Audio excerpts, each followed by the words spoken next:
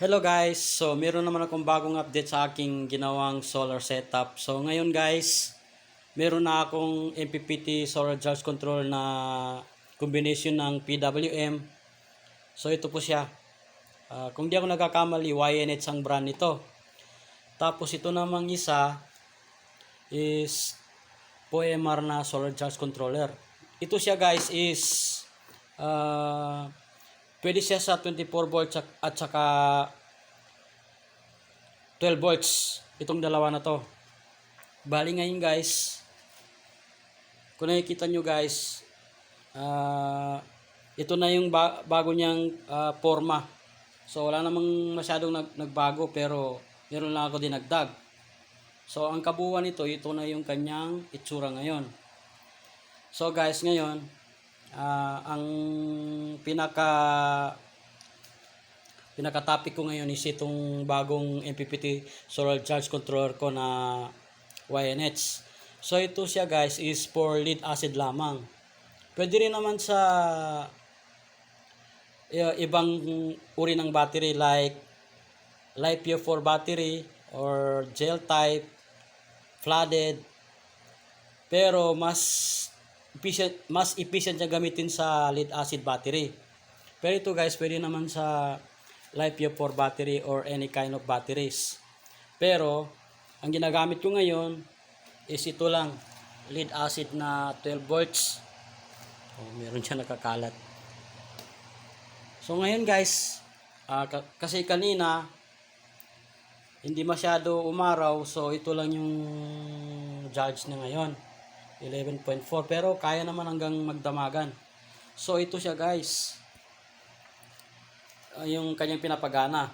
So ang aking mini electric fan at saka aking malaking electric fan na medium size. So yung ibang pinapagana niya is itong aking power station na gina-charge ko ngayon. Yan, naka-charge yan. So ito namang isa, pinapagana niya is itong rice cooker ko. So soon baka maglalagay ako dyan ng aircon. So hindi ko na sa ngayon kasi kulang pa tayo ng budget.